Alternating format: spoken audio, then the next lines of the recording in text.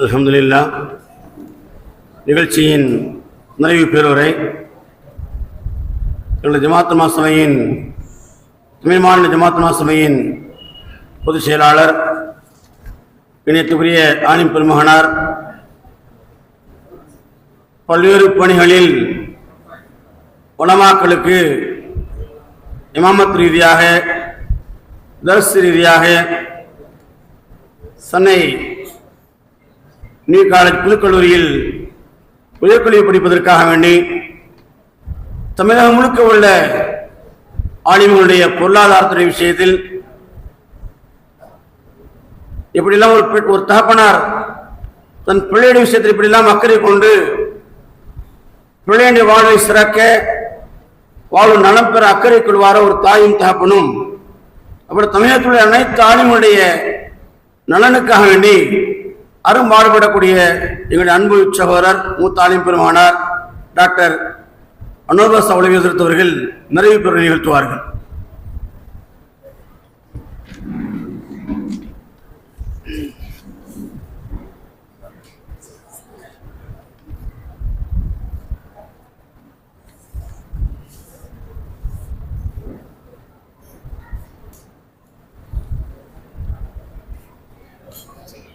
السلام عليكم ورحمة الله وبركاته.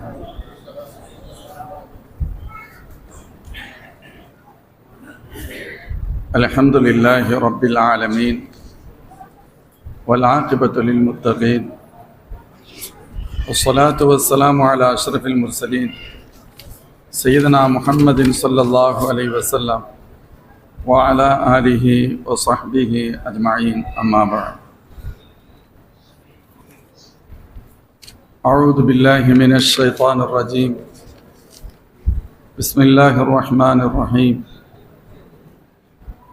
إنما يخشى الله من عباده العلماء. صدق الله العظيم. قال رسول الله صلى الله عليه وسلم: من يرد الله به خيرا يفقهه في الدين، أو كما قال سيدنا حبيبنا صلى الله عليه وسلم. سبحانك لا علم لنا إلا ما علمتنا إنك أنت العليم الحكيم. لا حول ولا قوة إلا بالله العلي العظيم. அல்லாஹ் ஜல்ல ஷானுஹு தஆலாவின் பேரருளால் பெரம்பலூர் அரியலூர் மாவட்ட ஜமாத்துல் உலமா சபையின் சார்பில் நடைபெறும் இச்சிறப்புமிகு வெள்ளி விழா மூத்த ஆலிம்களை கௌரவப்படுத்தும் விழா மற்றும் சமூக விழிப்புணர்வு கருத்தரங்கமாக ஏற்பாடு செய்யப்பட்டிருக்கும் இச்சிறப்புமிகு முப்பெரும் விழாவின் தலைவர், கண்ணியமிகு இச்சிறப்புமிகு மாவட்டத்தின் கண்ணியத்திற்குரிய தலைவர், எங்களது மூத்த ஆலிம் பெருந்தகை மௌலானா அல்ஹாஜ் எஃப் முகமது முனீர் மிஸ்பாய் ஹதரத் பெருந்தை அவர்களே, முன்னிலை வகிக்கக்கூடிய இச்சிறப்புமிகு மாவட்டத்தின் மேன்மைக்குரிய கௌரவ தலைவர் மௌலானா எம் தாவூத் அலி ஃபாசில் மன்பை பெரம்பலூர் ஹதரத் பெருந்தை அவர்களே, மேலும் முன்னிலை வகிக்கக்கூடிய இம்மாவட்டத்தின் மூத்த அறிஞர் பெருமக்களே, அழகிய வாழ்த்துறைகளையும் சிறப்புகளையும் வழங்கி அமர்ந்திருக்கக்கூடிய கண்ணியத்திற்குரிய ஆலிம் பெருமக்களே, கௌரவப்படுத்துவதற்காக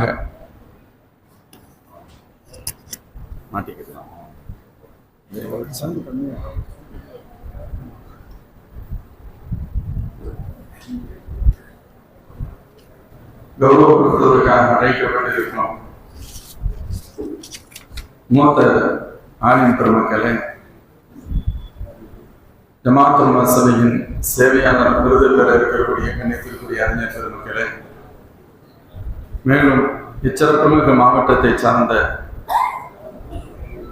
எழுத்தாளர்களும் கண்ணியப்படுத்தப்படுகின்ற இந்த நிகழ்வில் கலந்து கொண்டிருக்கக்கூடிய கண்ணியத்திற்குரிய எழுத்தாளர்களே, திரளாக கலந்து கொண்டிருக்கக்கூடிய உலமா பெருமக்களே, உமராக்களே, பெரியவர்களே, மாணவ கண்மணிகளே, அல்லாஹ் ஜல்ல ஷானுஹு பேரவர்களால் எந்த உயர்ந்த நல்ல நோக்கத்தில் நாம் கூடியிருக்கின்றோமோ அவைகளை சிறப்பாக செயல்படுத்துவதற்கு எல்லாம் அல்லாஹ் தௌஃபீக் செய்வானாக என்று துஆ செய்தவனாக எனது வார்த்தைகளை தொடங்குகிறேன். கண்ணியத்திற்குரிய உலமா பெருமக்கள் தங்களது உரையில்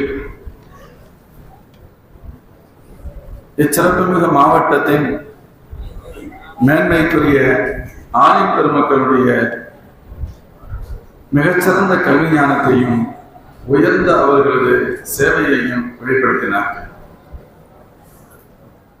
உண்மையிலேயே அதை கேட்கின்ற பொழுது மனதிற்கு மிகவும் மகிழ்ச்சியாக இருந்தது. இன்னும் அவர்களது நாவுகளில் இருந்து அத்தகைய அறிஞர் பெருமக்களின் இல்மு தொடர்பாகவும் அவர்களுடைய சேவைகள் தொடர்பாகவும் கேட்க வேண்டும் என்ற உணர்வை தந்தது. எந்த நோக்கத்திற்காக அல்லாஹ் ஜல்ல ஷானுஹு தஆலா இந்த ஆலிம் பெருமக்களை இந்த உலகத்தில் ஏற்படுத்தினானோ அந்த நோக்கத்தை எங்களது முன்னோர்கள் எப்படியெல்லாம் செயல்படுத்தி இருக்கிறார்கள் என்பதை கண்ணியத்திற்குரிய ஆலிம் பெருமக்களின் வாயில் வழியாக கேள்விப்பட்ட பொழுது உள்ளம் உவகை அடைந்தது. கண்ணியத்திற்குரிய மேன்மக்களே, ஆலிம்கள் நாம் எப்படி விளங்குகின்றோம் என்பதை தாண்டி அல்லாஹ் ரசூலுடைய பார்வையில் அவர்கள் எப்படிப்பட்டவர்கள் என்பதை நாம் தெரிந்து கொள்ள வேண்டும். அல்லாஹ் ஜல்ல ஷானுஹு தஆலா குர்ஆன் ஷரீஃபின் ஒரு வசனத்தின் வழியாக சொல்வான், சும்ம அவ்ரஸ்னல் கிதாபல் லதீன ஸஃபைனா மின் இபாதினா, இந்த வேதத்தை தருவதற்கு நாம் நம்முடைய அடியார்களில் ஒரு சாராரை தேர்ந்தெடுத்தோம் என்று சொல்வான்.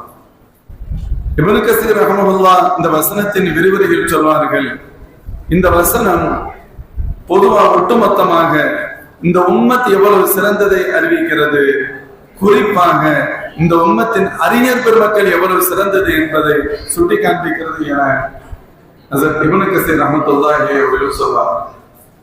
அல்லாஹ் ஜல்ல ஷானுஹு தஆலா யாரை தேர்ந்தெடுக்கிறானோ அவர்களுக்கு மட்டுமே இத்தகைய இல்முடைய பாக்கியத்தை அல்லாஹ் தருவான் என்பது அதற்கு பொருள். அல்லாஹ்வின் திருத்தூதர் ஸல்லல்லாஹு அலைஹி வஸல்லம் அவர்களோ உலமாக்களை தங்களுடைய வாரிசுகள், நபிமார்களின் வாரிசுகள் என சொல்லி இருப்பதை நாம் பல்வேறு கட்டங்களில் கேள்விப்பட்டிருப்போம். அதே இடத்தில் பெருமானார் ஸல்லல்லாஹு அலைஹி வஸல்லம் தெளிவும் படுத்துவார்கள், வாரிசுகள் என்று சொன்னால் எங்களுடைய சொத்துக்களின் வாரிசுகள் அல்ல, எங்களுடைய இல்மின் வாரிசுகள் அப்படின்னு சொன்னார். லம் யுவரிசு தீனாரன் வலா திர்ஹமன் இன்னமா வரஸு அல் இல்ம், அவர்கள் சொத்துக்களின் வாரிசுகள் அல்ல, கல்வியின் இல்மின் நுபுவத்தின் வாரிசுகள் தான்.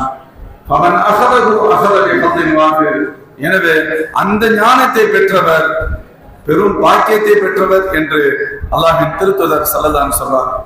அதுலதான் ஒரு ஹதீஸில் பெருமானார் கூறுவார்கள், மை யுரிதில்லாஹு பிஹி கைரன் யுஃபக்கிஹு ஃபித்தீன், பெருமானாரின் வார்த்தை அல்லாஹ் ஒருவருக்கு நன்மை செய்ய நாடினால் ஃபிக்ஹுன் ஃபித்தீன் என சொல்லப்படுகின்ற மார்க்க ஞானத்தை அவருக்கு அல்லாஹ் தருவான். ஹதீஸின் விரிவுரையாளர்கள் இங்கே சொல்வார்கள், மார்க்க ஞானம் கிடைத்ததால் அறிஞர் பெருமக்கள் சிறந்தவர்களா, சிறந்தவர்கள் என்பதால் மார்க்க ஞானம் கிடைத்திருக்கிறதா? எது முந்தியது என்று பார்த்தால் சிறந்தவர்கள் என்பதால் தான் மார்க்க ஞானம் கிடைத்திருக்கிறது. அல்லாஹ் அவர்களுக்கு முதலில் கைரை கொடுக்க நாடிவிட்டான், அதற்கு பின்புதான் ஃபிக்ஹுல் ஃபித்தீனை கொடுத்தான் என சொல்வார். எவ்வளவு பெரிய பாக்கியம் மோமின்களே! அந்த பணி என்பது, அது ஆலிம் என்பது ஒரு பெரிய பதவி என்று சொல்வதற்கானது அல்ல, அது ஒரு மிகச்சிறந்த பொறுப்பு என்று சொல்லப்படுது. காலங்காலமாக நபிமார்களுடைய வாரிசுகள் என்று சொல்லப்படுவதால் நபிமார்களின் பணி எதுவாக இருந்ததோ அதே பணியாக உலமாக்களின் பணி இருந்தது. நபிமார்கள் அதே போன்று இன்னொரு புறத்தில் எத்தகைய துன்பத்தை சந்தித்தார்களோ அதே துன்பத்தை உலமாக்களும் ஒரு பக்கம் சந்தித்தார்கள். நபிமார்கள் எத்தனைய பொருளாதார நெருக்கடிகளை பெரும்பாலும் சந்தித்தார்களோ அதே நெருக்கடிகளை ஆலிம் பெருமக்களும் சந்தித்திருக்கிறார்கள். காரணம் என்னவென்று சொன்னால் இவர்கள் அவர்களின் வாரிசுகள். அதனால் இப்படி எல்லா வகையிலுமே அதன் வாரிசுகளாக அல்லாஹ் அவர்களை ஏற்படுத்தினார். அதே சமயத்தில் அந்த நபிமாரிடமிருந்து என்ன பணி வெளிப்பட வேண்டுமோ அது வெளிப்படுவதை அல்லாஹ் விரும்பினான். நபிமாருடைய பணி முழுக்க என்ன? அல்லாஹ்வின் பக்கம் அல்லாஹோடு அடியார்களை சேர்த்து ரப்பிடம் வாருங்கள், ரப்பிடம் வாருங்கள், மனம்போல போக்கில் செல்லாதீர்கள், அல்லாஹோடு வாருங்கள். அந்த ரப்பை ரப்பாக ஏகனாக ஏற்றுக்கொள்ளுங்கள், என்னை ரசூலாக ஏற்றுக்கொள்ளுங்கள், அல்லாஹ்வுடைய ரசூலின் உத்தரவுகளை பின்பற்றி நடங்கள், லஅல்லக்கும் துஃப்லிஹூன், அப்பொழுதுதான் வெற்றி கிடைக்கும். இதுதான் நபிமார்களின் போதனை. இதை தொடர்ந்து செய்வது ஆலிம்களின் போதனை. இதுதான், இதை தவிர்த்து வேறு என்ன? நபிமார்களுக்கு அடுத்தபடியாக பார்த்த இந்த உலகத்தின் மிகச் சிறந்தவர்கள் சஹாபாக்கள். சஹாபாக்கள் யார்? எல்லோரும் அறிஞர் பெருமக்கள். அண்ணலம் பெருமானார் ஸல்லல்லாஹு அலைஹி சொல்வார்கள், என்னுடைய தோழர்கள் அவர்கள் விண்ணில் மின்னுகின்ற நட்சத்திரக்கு ஒப்பானவர்கள், அவர்கள் எவரை பின்பற்றினாலும் நீங்கள் வெற்றி பெறுவீர்கள் என்று ஸல்லல்லாஹு அலைஹி வஸல்லம் சொன்னதாக நாம் ஹதீஸில் கேள்விப்படுகிறோம். ஒவ்வொரு சஹாபாக்களும் இந்த தீனை ஒட்டுமொத்த உம்மத்திற்கு எடுத்துச் செல்லக்கூடிய மிகச் சிறந்த பணியை செய்தவர்கள். பல்லிகோ அன்னி வலோ ஆயா, என்னிடம் பெற்றிருக்கின்ற ஒரு தகவலாக இருந்தாலும் சரி நீங்கள் கொண்டு போய் சேர்க்க வேண்டும் என்று ஸல்லல்லாஹு அலைஹி வஸல்லம் சொல்லப்பட்டவர்கள், பெருமானாரால் வலியுறுத்தப்பட்டவர்கள். நீங்கள் சில சமயங்கள் ஒரு தகவலை சொல்வீர்கள், சொன்ன உங்களை விட கேட்பவர் தெளிவானவராக இருப்பார் என்று ஸல்லல்லாஹு அலைஹி வஸல்லம் சொல்லி சொல்லுவதை வலியுறுத்தினார். அல்லாஹ்வின் திருத்தூதர் ஸல்லல்லாஹு அலைஹி வஸல்லம் இருந்து எந்த ஒரு தகவலும் இந்த உம்மத்திற்கு விடுபட்டு விடக் கூடாது என்பதற்காக சில சஹாபாக்களை அல்லாஹ் பொறுக்கி தேர்ந்தெடுத்தான். அஸ்ஹாபு சுஃபா என சொல்லுமே திண்ணை தோழர்கள். யார் அவர்கள்? அவர்களுக்கு குடும்பங்கள் இல்லை, குழந்தை குட்டிகள் இல்லை. மஸ்ஜித் நபவியையே அவர்கள் தங்களுடைய இருப்பிடமாக ஆக்கி கொண்டவர்கள். எந்த அளவிற்கு என்று கேட்டால் அவர்களுக்கு உதவி செய்யுங்கள் என்று அல்லாஹ் சுசமாக சொல்கிறான்.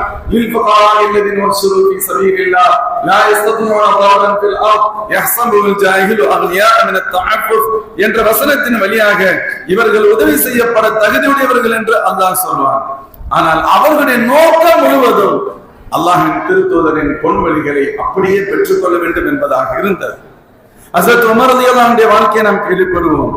இந்த கல்வியை பாதுகாப்பதற்கு முன்னோர்களான அறிஞர் பெருமக்கள் எவ்வளவு பெரிய தியாகத்தை செய்திருக்கிறார்கள் என்பதற்காக சொல்ல வருகிறேன். அதனுடைய தொடர்ச்சி தான் இன்றைய ஆலிம்கள்.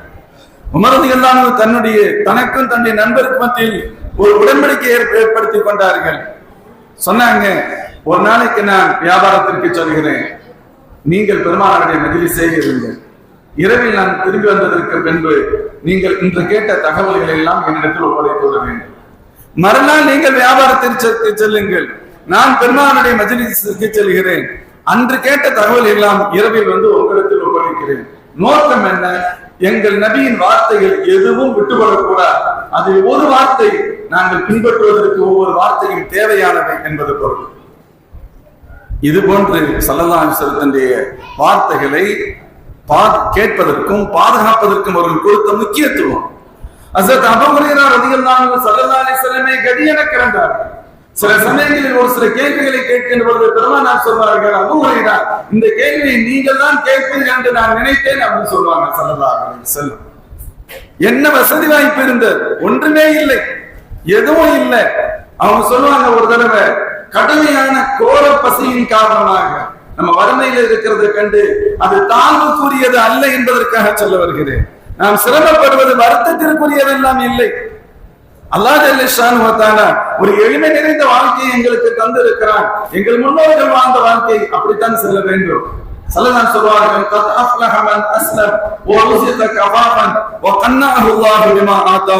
ஒருவருக்கு அல்லாஹ் ஈமானை தந்து தேவையை பூர்த்தி செய்யும் பொருளாதாரத்தையும் தந்து அதை போதுமாக்கி கொள்ளக்கூடிய மனப்பக்குவத்தையும் அல்லாஹ் கொடுத்து விட்டார், அவர்தான் வெற்றியாளர் என்றார்கள் என்கிற நபி ஸல்லல்லாஹு அலைஹி வஸல்லம். இதைத்தான் எங்களது முன்னோர்களான சஹாபாக்களிடமிருந்து, தாபீன்களிடமிருந்து, தபாய் தாபீன்களிடமிருந்து தொன்று இதுவரை பெரும்பாலும் உலமாக்களை நாங்கள் சந்தித்து வருவது, அனுபவித்து வருவது இதைத்தான். இதனுடைய முன்னோடியாக மிகச்சிறந்த அறிஞர் பெருமை ஹஸரத் அபூ ஹுரைரா ரலியல்லாஹு சொல்றாங்க, கோர பசியினால் குப்புறப்படுத்திருக்கின்றேன். அந்த நேரத்தில் அரபு மக்களுக்கு இருந்த மூட பழக்கங்களில் ஒன்று, பைத்தியம் பிடித்தவர்கள் குப்புறப்படுத்திருக்கின்ற பொழுது அவர்களுக்கு மேல் ஏறி நடந்து சென்றால் பைத்தியம் தெளியும் என்று கருதி இருந்த மூட நம்பிக்கையின் காலம். அப்படி என் மீது பல பேர் என் முதுகில் ஏறி சென்றார்கள். ஆனால் ஹஸரத் அபூபக்கர் சித்திக் உமர் ரலியல்லாஹு அந்த பக்கமா வந்தாங்க, அபூபக்கர் சித்திக் ரலியல்லாஹு அந்த பக்கமா வந்தாங்க.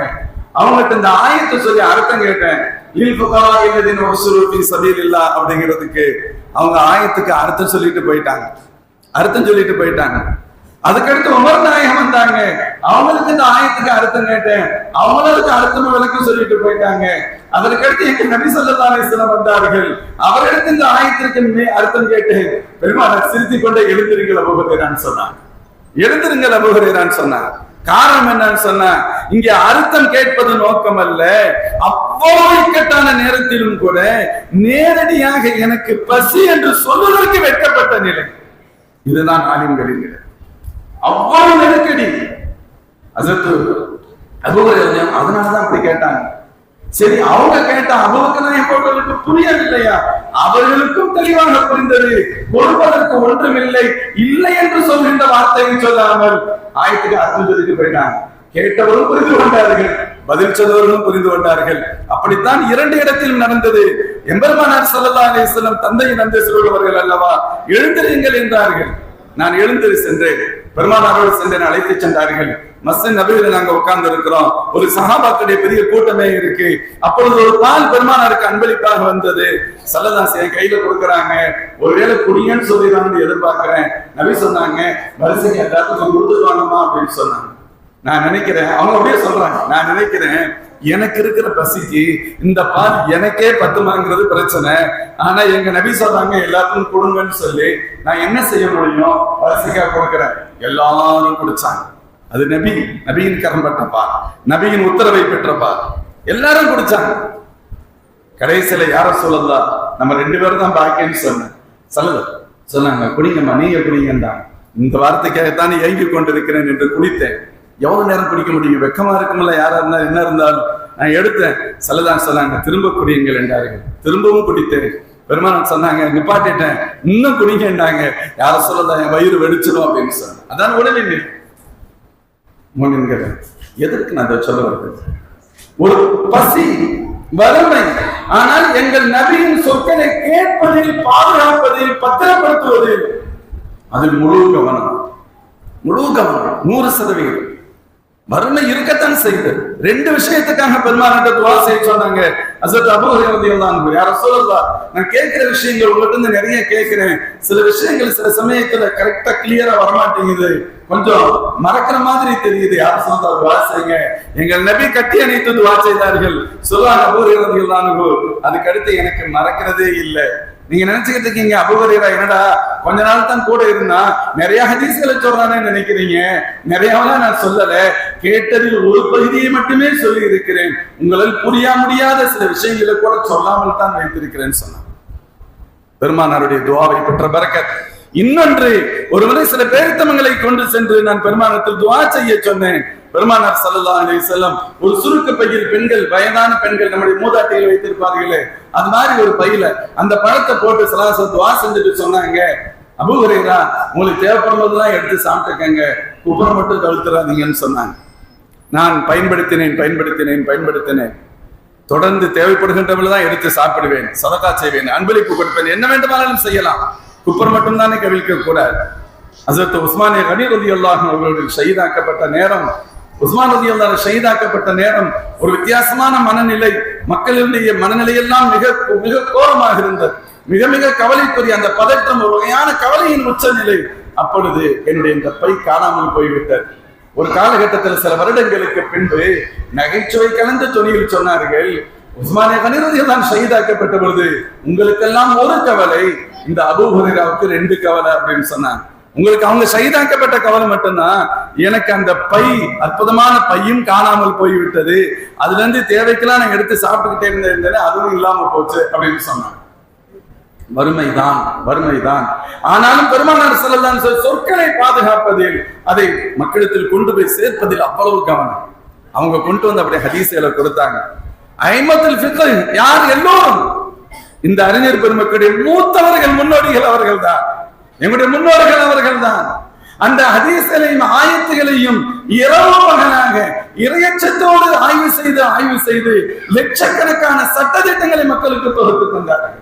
குர்ஆனிலும் ஹதீஸிலும் ரா மெட்டீரியல்ஸ் என்று சொல்லப்படுகின்ற கருப்பொருட்கள் உண்டு.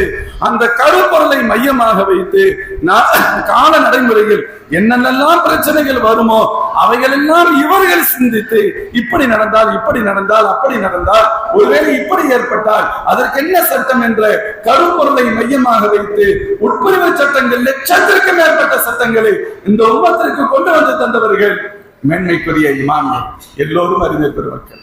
அவர்களுடைய சேவைகள் எல்லாம் இல்லையானால் இன்று ஹதீஸை நாம் எப்படி புரிந்து கொள்ள முடியும்? சில பேர் நினைக்கிறாங்க நாம யாரோ ஒரு தனி நபரை பின்பற்றுகிறோம் என்று நினைக்கின்றார்கள். அபூ ஹனீஃபா ரஹ்மத்துல்லாஹ் ஹனஃபி மذஹப்னா இவங்க அபூ ஹனீஃபா பின்பற்றுறாங்க, இவங்க ஷாஃபியை பின்பற்றுகின்றோம். எந்த அர்த்தத்தில் பின்பற்றுகின்றோம்? குர்ஆனிற்கும் ஹதீஸிற்கும் அவர்கள் எந்த விளக்கத்தை விளங்கினார்களோ அவர்களின் விளக்கத்தின் வழியாக குர்ஆனை ஹதீஸை பின்பற்றுகின்றோம். நீங்கள் இறையச்சத்தின் வாடை இல்லாத தவறுகளின் அத்தனை பிறப்பிடமாக தெரியக்கூடிய, ஒட்டுமொத்த பாவங்களின் உருவாக தெரியக்கூடிய இந்த மோசமானவர்களுடைய சிந்தனையில் பட்டதை, இதை அடிப்படையாக கொண்டு நீங்கள் குர்ஆனை பின்பற்றுகிறீர்கள் என்று சொன்னால் பல்லாயிரம் கோடி மடங்கு நாங்கள் பாக்கியம் பெற்றவர்கள் என்று நம்முடைய முன்னோர்கள் நமக்கு கற்றுத் தந்தார்கள். ஹஸரத் இமாம் அபூ ஹனீஃபா ரஹ்மத்துல்லாஹி, இமாம் ஷாஃபிஈ என்ன இறையச்சம், என்ன பேணுதல், என்ன ஒழுக்கம். இமாம் ஷாஃபிஈ ரஹ்மத்துல்லாஹி அலைஹி கடைசி நேரத்துல எழுதிக்கிட்டே இருந்தாங்க. இன்னைக்கு எழுத்தாளர்களை கௌரவப்படுத்துகின்றோம். எழுதிக்கிட்டே இருந்தாங்க, உட்கார்ந்து எழுதுவாங்க. எந்திரிச்சா வேஷ்டியை தாண்டி ரத்தம் ஓடும், மூலத்தின் காரணமாக ரத்தம் வழிந்தோடும். ஆனா நிப்பாட்டவே இல்லை, எழுதிக்கிட்டே இருந்தான். ஹஸரத் இமாம் மாலிக் ரஹ்மத்துல்லாஹ், ஹஸரத் இமாம் அஹ்மத் ரஹ்மத்துல்லாஹ், என்ன தியாகங்கள், என்ன தியாகம், என்ன பேணுதல், என்ன இறையச்சம். மாலிக் ரஹ்மத்துல்லாஹ் அந்த ஹதீஸ் கிதாப் சிஹாசித்தாவுக்கெல்லாம் முந்தியது. அது இது அறிஞர் பெருமக்கள் மட்டுமே உள்ள சபை இல்லை என்பதை நான் சுருக்கமாக சொல்றேன். சில பேர் இமாம் அபூ ஹனீஃபா ரஹ்மத்துல்லாஹ் எடுத்த சட்டத்திற்கு புகாரியில் ஆதாரமா இருக்கின்றா என்று கேட்பார்கள். உங்களுக்கு அறிவு இருந்தால் அப்படி கேட்க மாட்டீர்கள். அபூ ஹனீஃபா ரஹ்மத்துல்லாஹுடைய காலம் எது? அவர்களுக்கு ஒரு ஹதீஸ் கிடைப்பதற்கு எத்தனை ராவிகள் வேண்டும்? ஒரு 2-3 ராவிகள் கிடைத்தால் போதுமானது. இமாம் புகாரி ரஹ்மத்துல்லாஹ் அதே ஹதீஸ் வருவதற்கு ஒரு 4-5 ராவிகள் தேவைப்படும். 4வது 5வது ராவியில் பிரச்சனை இருந்தால் அந்த ஹதீஸ் லைஃபுடைய ஹுக்மில் வரும். சொல்வார்கள் மேன்மக்கள், புகாரி ரஹ்மத்துல்லாஹ் அவர்களிடத்தில் ஒரு ஹதீஸ் சஹீஹாக இருக்கக்கூடிய ஹதீஸ் இமாம் அபூ ஹனீஃபா ரஹ்மத்துல்லாஹ் சஹீஹாக கூட இருக்கலாம். சஹீஹ் ஹதீஸுடைய மத்தனில் ஒருபோது பிரச்சனை இல்லை. அது தைஃப் என்பதும் சஹீஹ் என்பதும் ஹஸன் என்பதெல்லாம் அறிவிப்பாளர்களுடைய தோழரை அடிப்படையாக கொண்டது. எதுக்கு சொல்றோம்? இதற்கு முன்பு அந்த ஹதீஸ் கிதாபுகளை தொகுத்தவர்கள் இமாம் மாலிக் ரஹ்மத்துல்லாஹ், இமாம் அஹ்மத் ரஹ்மத்துல்லாஹ், முஸ்னத் இமாம் அஹ்மத் ஹம்பல் என்று ஏறக்குறைய 25,000 ஹதீஸ்கள் பொறிக்கப்பட்ட நூலை இந்த சமூகத்திற்கு தந்தார்கள். 25,000 ஹதீஸ்கள் குறைவில்லை. ஒவ்வொன்னா சொன்னார். ஹஸரத் அபூபக்கர் சித்திக் ரலியல்லாஹு அன்ஹு சொன்னார், அவர்கள் அறிவித்த ஹதீஸ்கள் அனைத்தையும் சொல்வார்கள். இதற்கு பெயர் இந்த தொகுப்பிற்கு முஸ்னத் என்று சொல்லப்படும். ஒவ்வொரு சஹாபாக்களுடைய பெயர்ல அந்த வரிசையை ஆல்பாபெட்டிக் ரீதியாக தொகுக்கப்பட்டு அவங்க யார் எத்தனை ஹதீஸ்கள் அறிவிச்சிருக்காங்க அத்தனை ஹதீஸ்களையும் பயின்றார். ஒரு பக்கம் இப்படி, இன்னொரு பக்கம் பேணுதலின் எல்லையில் நீங்கள் யாரை பற்றி நாம் பேசுகிறோம்? அபூ ஹனீஃபா ரஹ்மத்துல்லாஹ் பத்தி சொல்லுவாங்க, பெரிய வியாபாரி, சந்தேகமே இல்லை, பெரிய வியாபாரியா இருந்தாங்க. ஹோல்சேல்ல மக்கள் அவங்கள்ட்ட வந்து பொருளை வாங்கிட்டு போவாங்க. காசு இல்லாதவங்களுக்கு கடனா கொடுப்பாங்க, போய் வித்துட்டு கொண்டு வந்து காசு கொடுப்பாங்க. அவ்வாறு ஒருவர் ஒரு ஜவுளி பெண்டல் எழுதி செல்கிறார். சொன்னாங்க, அபூ ஹனீஃபா ரஹ்மத்துல்லாஹ் இதுல ஒரு டேமேஜ் பீஸ் இருக்கு, கம்மியா வித்துக்கங்கன்னு போனார். மறந்து விட்டார். விட்டு சில நாட்களுக்கு பின் வருகிறார். அவருக்கு ஞாபகமே இல்லை. அபூ ஹனீஃபா ரஹ்மத்துல்லாஹ் கேட்கிறாங்க, இப்படி ஒரு டேமேஜ் பீஸ் இருக்குன்னு சொன்னனே, அதை உரிய முறையில் வச்சுக்கிறீங்களா என கேட்க அவர் கவலைப்படுகிறார். அவர்கள் நல்லவர்கள் தான், தெரியாமல் நடந்து விட்டதை கவலைப்படுகிறார். நம்மளாம் என்ன சொல்லுவோம்? சரி, வேணும்னு செய்யல, ஆமா தெரியாம தானே செஞ்சீங்க, அல்லாஹ் மன்னிப்பான், சரி விடுங்க, இனிமேல் சரியாதுன்னு சிம்பிளா மேட்டரை முடிச்சிருப்போம். அல்லது ரொம்ப நல்லவங்களா இருந்தா ஒரு துணி 100 ரூபாய்க்கு விற்க 50 ரூபாய்க்கு விற்க 100 ரூபாய் துணி டேமேஜ்ங்கிறதுனால 50 ரூபாய்க்கு விற்கணும். நீங்க சராசரியா 100 ரூபாய்க்கு வித்துட்டீங்களா, அந்த 50 ரூபாய் சதகா பண்ணிருங்க அப்படின்னு சொல்லலாம். ரொம்ப பேருதலா இருந்தா இந்த பிரச்சனையே வேணாம், 100 ரூபாய் சதகா பண்ணுங்கன்னு சொல்லலாம். ஹஜ்ரத் இமாம் அபூ ஹனீஃபா ரஹ்மத்துல்லாஹி சொன்னாங்க, வேகமா போங்க, நீங்க ஒரு பைசா கூட தரக்கூடாது, அந்த பண்டலுக்குரிய அத்தனையும் சதகா பண்ணிட்டு வாங்கடா. அது எந்த காசு இந்த காசு என்று சொல்ல முடியாது. நானும் நீங்கள் ஒன்று என்று சொல்பவர்கள் யோசித்து பார்க்க வேண்டும். இமாம் அபூ ஹனீஃபா ரஹ்மத்துல்லாஹி யார்? பெருமானார் ஸல்லல்லாஹு அலைஹி வஸல்லத்துடைய மஸ்ஜித் நபவிக்கு அருகில் இருந்து ஸல்லல்லாஹு அலைஹி பக்கத்தில் இருந்து பாடம் எடுக்கின்ற பாக்கியத்தை பெற்ற இமாம் மாலிக் ரஹ்மத்துல்லாஹி அந்த இடத்துல போறதுக்கு நடக்கிறதுக்கு யோசிப்பாங்க. எங்க நபி ஸல்லல்லாஹு கால் இந்த இடத்துல பட்டிருக்குமோ, பெருமானார் அந்த இடத்துல நடந்திருப்பாங்கன்னு இருப்பாங்க. பைத்தியத்தை போன்று நடந்து கொண்டார்கள். ஆசை உம்ராவிற்கு செல்ல வேண்டும் என்ற ஒரு பெரிய பேராசை. கடமையான ஹஜ்ஜுடைய வணக்கத்தை முடித்ததற்கு பின்பு உம்ராவுக்கு போறதுக்கு யோசிக்கிறாங்க. ஏன் யோசிக்கணும்? எங்க நபி சொன்னாங்க,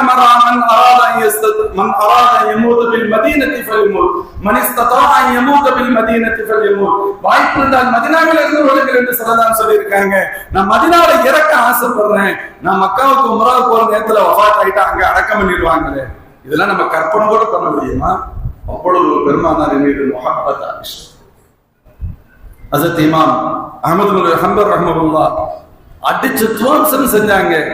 ஆட்சியாளர்களே சொந்த காரணத்துக்காக அல்ல, குர்ஆனுடைய விஷயத்தில் சத்தியத்தை அப்படியே சொன்னார்கள் என்பதற்காக தாங்கள் சொல்கின்ற முறையில் சொல்ல வேண்டும் என்று அரசு வற்புறுத்துகிறது.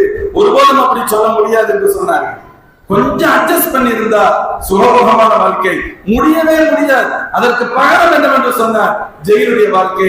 ஜெயிலும் சும்மா அடைச்சு போட்டு சாப்பாடு கொடுத்துருக்கல. சில பேர் அந்த அங்க இருக்கக்கூடிய தவறு செய்துவிட்டு வந்தவர்கள் சொன்னார்கள். தவறு செஞ்சவங்க சொன்னாங்க, நாங்கெல்லாம் தப்பு பண்ணிட்டு வந்திருக்கிறோம், பெரியவங்களே உங்களை பார்த்தா பேச பார்த்தா அவருக்கு தெரியலையே. நம்ம பசங்க சொல்லுவாங்க, இந்த முகத்தை பார்த்தா தப்பு செய்யற மாதிரி தெரியலையே, உங்களை ஏன் இவ்வளவு அடி அடிக்கிறாங்க, அப்படி நீங்க என்ன பண்ணீங்கன்னு கேட்டாங்க. அவ்வளவு தூரத்துக்கு அடிக்கப்பட்டார். சொல்லுவாங்க, ஒரு யானை பலமிக்க யானையின் மீது அடித்தா கூட இறந்து போயிருக்கும், அவ்வளவு கஷ்டம். ஒரு கட்டத்துல அல்லாஹ்வுடைய நாட்டம் வெளியே வந்தாச்சு. முதுகுல ஒரு இடம் கண்ணி போயிருந்தது. கண்ணி அந்த இடம் மௌத்தாயிடுச்சு, அந்த பகுதி. அப்ப என்ன பண்ணணும்? அந்த இறந்து விட்ட சதை துண்டை வெளியே எடுக்கணும், இல்லைன்னா வலி உயிர் போகும். தன்னுடைய மருத்துவர் நண்பர் ஒருத்தர் கேட்டாங்க, இதை சர்ஜரி தான் பண்ணணும்னு சொன்னார். டீசெண்டா சொல்ற சர்ஜரி. அந்த காலத்துல சர்ஜரி குப்புற படுக்க வச்சா அறுக்க வேண்டியதுதான். எந்த மயக்க ஊசி கிடையாது, பெரிய ரொம்ப அற்புதமான ரொம்ப மைன்யூட்டான எக்யூப்மெண்ட்ஸ் இல்ல. சரி, ஒரு நேரம் குறிக்கப்பட்டது, படுக்க வச்சுட்டாங்க. குப்புற படுக்க வச்சுட்டு ஸ்கேனா இருந்துச்சு, எக்ஸ்ரே இல்ல, சிடி ஸ்கேன் இல்ல, எம்ஆர்ஐ ஸ்கேன் இல்ல, துல்லியமா எதையும் கண்டுபிடிக்க முடியாது. குப்புற படுக்க வச்சு கேட்கிறாங்க டாக்டர், கை வச்சுக்கிட்டே இருக்கிறார், இங்க இங்க இங்க ஒவ்வொரு இடத்துலயும் அல்ஹம்துலில்லாஹ் அல்ஹம்துலில்லாஹ் அல்ஹம்துலில்லாஹ்னு சொல்றாங்க. இந்த இடம் இல்லைன்னு கூட சொல்றது இல்ல மகான்கள், அல்ஹம்துலில்லாஹ்னு சொல்றாங்க. ஒரு இடம் வருகிறது, அஸ்அலுல்லாஹல் ஆஃபியான்னு சொன்னாங்க. அல்லாஹ் இடத்துல ஆஃபியத்தை கேட்கிறேன்னு சொன்னாங்க. யாரு? இமாமுனா அஹ்மத் பின் ஹம்பல் ரஹ்மத்துல்லாஹ். அப்ப என்ன அர்த்தம்? அதுதான் பிரச்சனைக்குரிய இடம்னு அர்த்தம். கடைசியில இழுச்சு இது பண்றாங்க, வலி தாங்க முடியல. அந்த நேரத்தில் சொன்னாங்க, அல்லாஹ் மக்ஃபிரில் முத்தஸிம், அல்லாஹ் மக்ஃபிரில் முத்தஸிம், யா அல்லாஹ் முத்தஸிம் பில்லாஹ் மன்னிச்சிருங்க. பிரச்சனை நான் ஏன் சொல்றாங்க, அந்த முத்தஸிம் பில்லாஹ்ங்கிற மன்னரால் தான் இந்த பிரச்சனைகளுக்கான காரணம் அவர்தான். அவரை மன்னிச்சுன்னு துஆ செய்யணும். எல்லாம் முடிஞ்சதுக்கு பின்னாடி நண்பர் மருத்துவர் கேட்டார், எல்லாம் முடிஞ்சதுக்கு பின்னாடி நீங்க அந்த நேரத்தில் இப்படி சொன்னதை என்னால ஜீரணிக்கவே முடியல. எல்லாரும் அந்த மாதிரி நேரத்துல பத்வா பண்ணுவாங்க, நீங்க மட்டும் எப்படி அவர் மன்னிச்சிருங்கன்னு சொன்னீங்க? அவங்க சொன்ன வார்த்தை என்ன தெரியுமா? 1000 இருந்தாலும் அவர்கள் அல்லாஹ்வின் திருத்தூதரின் குடும்பத்தினர். நான் நாளை மறுமையில் எனது பிரதிவாதியாக அவர்கள் இருப்பதை ஒருபோதும் ஏற்றுக்கொள்ள மாட்டேன். நான் மன்னிக்கலைன்னு சொன்னா அல்லாஹ் நிறுத்தி வச்சு கேட்பானே, யாரை கொண்டு வந்து எனக்கு முன்னால் நிறுத்துவது, யாரை நான் குற்றவாளியாக பார்ப்பேன் சொல்றது. எதுக்கு நான் சொல்றேன்? அல்லாஹ் ஜல்ல ஷானஹு வ தஆலா அவங்களுக்கு ஈமான கொடுத்திருந்தான், குர்ஆனை கொடுத்தான், ஹதீஸை கொடுத்தான், குர்ஆனை மதிக்கிற பக்குவத்தை கொடுத்தான். ஹதீஸை மட்டுமல்ல, அந்த ஹதீஸை தந்த நபியை எப்படி பார்க்க வேண்டுமோ அப்படி பார்க்கும் பாக்கியத்தை அல்லாஹ் கொடுத்தான். இதுதான் நபிமார்களின் வழித்தோன்றர்களான உலமாக்களின் நிலை. அதனாலதான் அவர்களுக்கு அல்லாஹ் ஜல்ல ஷானஹு வ தஆலா இந்த பாக்கியத்தை வழங்கினான். குர்ஆன் ஹதீஸ் இருக்கு, விரிவுரை சொல்கின்ற அளவிற்கு, விளக்கம் அளிக்கின்ற அளவிற்கு, தெளிவு கொடுக்கின்ற அளவிற்கு ஞானத்தை அல்லாஹ் அவர்களுக்கு கொடுத்தான். காலங்கள் மாறுகிறது. அதுக்கடுத்து சில பேர் தப்பான ஆட்கள் உள்ள வர பாக்குறாங்க. ஹதீஸுக்கு உலகத்துல போல மரியாதை இருக்கா, நம்மளும் எதையாவது ஒண்ணு சொல்லிட்டு ஹதீஸ்ன்னு சொல்லிடலாமே நினைச்சாங்க. அல்லாஹ் ஜல்ல ஷானஹு வ தஆலா அய்மத்துல் ஹதீஸ் என்று சொல்லப்படுகின்ற அதற்கென்ற சிலரை பொறுக்கி எடுத்த ஞானம் உள்ளவர்களை ரப்பு தேர்ந்தெடுத்து கொடுத்தார். இமாமனா புகாரி ரஹ்மத்துல்லாஹி, முஸ்லிம் ரஹ்மத்துல்லாஹி, சிஹாசித்தார் இமாம்கள் எல்லாம் அதற்கு பின்னால் ஹிஜ்ரி 194 பிறந்த புகாரி ரஹ்மத்துல்லாஹி 256 வஃபாத் ஆகிறாங்க. 2ஆம் நூற்றாண்டின் ஆக லாஸ்டில் பிறந்து 3ஆம் நூற்றாண்டின் முற்பகுதியில் வாழ்ந்தவர்கள். 3ஆம் நூற்றாண்டை அல் ஆஸ்ரியுல் ஹபீயுல் ஹதீஸ், ஹதீஸின் பொற்காலம் என வர்ணிக்கப்படுகின்றது.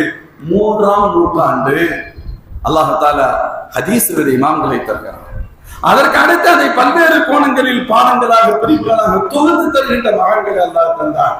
அதற்கு அடுத்து காலமாக அவைகளுக்கு விரிவுரை விளக்கவரை எழுதிருந்து தரக்கூடிய இமாம்களை அல்லாஹ் கொடுத்தார். இமாமனா நவவி ரஹ்மத்துல்லாஹ், இமாமனா இப்னு கஸீர் ரஹ்மத்துல்லாஹ், இமாமனா இப்னு ஹஜர் அஸ்கலானி ரஹ்மத்துல்லாஹ், இமாம் ஜலாலுத்தீன் ஸுயூத்தி ரஹ்மத்துல்லாஹ் போன்ற ஹதீஸ் ஷரீஃபிற்கு விரிவுரை எழுதக்கூடிய ஆயத் அல்லாஹ்வுடைய வசனங்களுக்கும் ஹதீஸ்களுக்கும் விரிவுரை எழுதக்கூடிய உயர்ந்த மேன்மக்களை அல்லாஹ் தந்தார். இப்படி இந்த தீனை பாதுகாப்பதற்கு அல்லாஹ் ஜல்ல ஷானுஹு வ தஆலா தேர்ந்தெடுத்தது அறிஞர் பெருமக்களை என்பதற்காக சொல்கிறேன். யோசித்து பாருங்கள். இந்த ஒரு வழித்தோன்றல் இல்லாமல், இந்த ஒரு பாரம்பரியம் இல்லாமல் எப்படி பாதுகாக்க முடியும்? இன்னைக்கு நாங்கள் உலமாக்கள் எங்களுடைய பிள்ளைகளுக்கு பாடம் நடத்துகின்றோம் அல்லது பொதுமக்களுக்கு விளக்கம் சொல்கிறோம் என்று சொன்னால் வெறும் ஆயத்தின் ஹதீஸையும் பார்த்தவுடன் எங்களுக்கு எல்லாம் கொட்டிவிட்டது என்று கருதப்படாதீர்கள். ஒருபோதும் எங்களுக்கு தெரியாது இமாம்கள் அதற்கு என்ன விளக்கம் எழுதியிருக்கிறார்கள், எவ்வளவு சிரமத்திற்கு பின்பு எவ்வளவு விஷயங்களை தொகுத்து பல்வேறு விஷயங்களை எழுதி தந்திருக்கிறார்கள். அவைகளை நாங்கள் சரியாக முத்தால செய்தால் போதுமான, ஒழுங்கா புரிஞ்சுக்கிட்டா போதும். அவற்றை புரிந்து எங்கள் மாணவ கண்மணிகளுக்கும் இந்த உம்மத்திற்கு நாங்கள் தருகிறோம் என்று சொன்னால் அதற்கு காரணமாக இருந்தவர்கள் இந்த வழித்தோன்றர்கள் தான். இப்படி ஒவ்வொரு காலகட்டத்திலும் அல்லாஹ் அறிஞர்களை தேர்ந்தெடுத்துக் கொண்டே வந்தார். இந்தியாவுடைய வரலாற்றை சொல்வார்கள், உலகம் முழுக்க ஹிஜ்ரி 10ஆம் நூற்றாண்டு 11ஆம் நூற்றாண்டுக்கு மத்தியில் ஹதீஸ் கலை ஒரு வகையான வீழ்ச்சியை அடைந்த பொழுது அதை பாதுகாத்த பெருமை இந்தியாவை சார்ந்த என வரலாற்று ஆசிரியர் எழுதுகிறார். உலகத்தின் பல்வேறு பகுதிகளில் ஹதீஸுடைய கலை வீழ்ச்சியை கண்ட பொழுது அதை தூக்கி நிறுத்தியவர்கள் இந்திய உலமாக்கள் அப்படின்னு எழுதுகிறார். இந்திய உலமாக்கள் இன்னைக்கு இந்திய உலமாக்களுடைய ஆற்றல் உலகம் முழுவதும் லட்சப்படுகிறது. மிகச்சிறந்த ஷரஹை எழுதியவர்கள் அல்லாமா ஸக்கரியா ரஹ்மத்துல்லாஹி அலைஹி அவுஜஸுல் மசாலிக்ங்கிற கிதாப். பல ஆலிம்களுக்கு கேட்கிறாங்க, இதுக்கு பேர் அவுஜஸ்ன்னு வச்சிருக்கீங்களே, மூஜஸ்ன்னு சொன்னா கூட பரவாயில்ல, அவுஜஸ்னா ரொம்ப ரொம்ப ஷார்ட், 8-10 வால்யூம்ல இருக்கிறதா ரொம்ப ஷார்ட். அவங்க சொன்னாங்க, நான் இதற்கு முன்னால் ஒரு விரிவுரை எழுதினேன், அதோடு ஒப்பிட்டால் இது அவுஜஸ் தான். அவ்வளவு விரிவான விரிவுரை எழுதினேன். ஸக்கரியா ரஹ்மத்துல்லாஹி அலைஹி எழுதிய விரிவுரை உலகம் முழுவதும் அவுஜஸுல் மசாலிக்கை தெரியும். அவர்கள் இந்தியர்கள் என்பது சில பேருக்கு மட்டும்தான் தெரியும். இந்திய ஆளுமை என்பது அல்லாஹ் ஜல்ல ஷானஹு வ தஆலா அப்படி ஏற்படுத்தி தந்தார். ஷாஹ் வலிதா தஹ்லவி ரஹ்மத்துல்லாஹ் இந்தியாவுடைய ஹதீஸ்களை தூக்கி நிறுத்தியவர்கள். ஷாஹ் வலிதா தஹ்லவி ரஹ்மத்துல்லாஹ் அவருடைய மகனார் அப்துல் அசீஸ் அல் முஹத்திஸ் தஹ்லவி ரஹ்மத்துல்லாஹ், இமாம் அப்துல் ஹக் முஹத்திஸ் தஹ்லவி ரஹ்மத்துல்லாஹ், இது போன்ற மேன்மக்களும் அவருடைய குடும்ப பாரம்பரியம். அப்துல் ஹக் முஹத்திஸ் ரஹ்மத்துல்லாஹ் அவங்க பிள்ளைங்க, அவங்க பேர பிள்ளைங்க காலங்காலமாக அந்த ஹதீஸை பாதுகாத்து வந்தார்கள் என்று வரலாறு சொல்கிறார். ஃபிக்ஹுடைய ஞானம் இமாம் அன்வர் ஷா காஷ்மீரி ரஹ்மத்துல்லாஹ் போன்ற மேன்மக்கள் ஃபிக்ஹ் அப்படியே மாணவர்களுக்கு கரைச்சு புடிச்சு கொடுத்துக்கிட்டு இருந்தாங்க. ஆச்சரியமாக இருக்கு. இது ஒரு வழி தோன்றல். இந்தியா என்பது சாதாரண பூமி அல்ல, அறிஞர் பெருமக்களின் பிறப்பிடம் என்பது இந்தியா. காலங்காலமாக நம்முடைய முன்னோர்கள் அதனுடைய வரிசையில் தான் ஆங்கிலேயர்கள் இந்திய திருநாட்டிற்கு வந்து வியாபாரங்கிற போர்வையில வந்து எல்லாத்தையும் கிறிஸ்தவர்களாக மாற்ற வேண்டும் என்ற சிந்தனை வந்த பொழுது எல்லாரும் அதை பார்க்கறதுக்கு முன்னால முஸ்லிம்கள் தெளிவுபட்டார்கள், விழித்தெளிந்தார்கள்.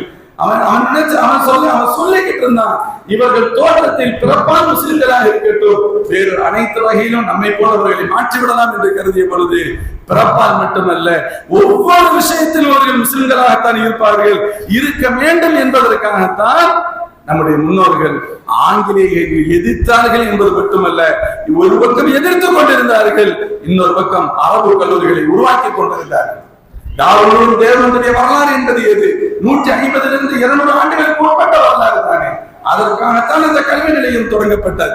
அதற்காகத்தான் அல் பாக்காத்து சாலியா தமிழகத்தில் தொடங்கப்பட்டது. அதற்காகத்தான் இதர கல்வி நிறுவனங்கள் எல்லாம் தொடங்கப்பட்டன. ஒரு 200 ஆண்டுகால வரலாறு தானே இது போன்ற அரபு கல்வியுடைய முறை என்பது. அதற்கு முன்பு ஒரு ஆசிரியத்தில் சொல்வார்கள், வருட கணக்கில் 1000 முழுக்க படிப்பார்கள், கால முழுக்க படிப்பார்கள் என்பதுதானே இஸ்லாமிய வரலாறு. இந்த மெத்தடாலஜி உருவானது ஆங்கிலேயர்களை விரட்டுவதற்காக, அவருடைய எண்ணத்தில் மண்ணை போடுவதற்காக, முஸ்லிம்களை இஸ்லாமிய உம்மத்தை இஸ்லாமிய வாழ்க்கை நெறியோடு வாழச் செய்வதற்காக தோற்றுவிக்கப்பட்ட நிறுவனங்கள் தான் அரபு கல்லூரிகள். அங்கிருந்து உலமாக்களை சொல்வதற்காக நமது மூத்த கண்ணியத்திற்கு இறைநேசர்களான வழிமார்கள், அந்த மகான்கள் இந்த ஆலிம் பண்புகளை உருவாக்கி தந்தார்கள். அப்படி இந்த பாரம்பரியம் வருகிறது. இமாம் ஹஸரத் ஹுசைன் அஹ்மத் மதனி ரஹ்மத்துல்லாஹ், இன்னைக்கு நம்ம சொல்கின்றமே ஹஸரத் மதனி ரஹ்மத்துல்லாஹ், முஹம்மது மதனி ரஹ்மத்துல்லாஹ், அவங்க இருக்காங்கல்ல, இவங்களுடைய பாட்டனார், தந்தையின் தந்தை அர்ஷத் மதனி அவங்க இருக்கிறாங்களே, அவங்களுடைய நேரடியான தந்தை ஹுசைன் அஹ்மத் மதனி ரஹ்மத்துல்லாஹ் மதீனாவுல மஸ்ஜித் நபவியில கிளாஸ் எடுக்கிற அந்தஸ்து பெற்றவர்கள். கிளாஸ் எடுக்கிற அந்தஸ்து பெற்றதுதான். அபுல் கலாம் ஆசாத் ரஹ்மத் எல்லாத்தையும் தொடர்ச்சிருக்கிறாங்க. இந்தியாவுடைய வரலாற்றில் வெறும் உலக கல்வியாக இருந்தாலும் சரி, அந்த கல்வியை தூக்கி நிறுத்தியவர்கள் அபுல் கலாம் ஆசாத் ரஹ்மத்துல்லாஹ்.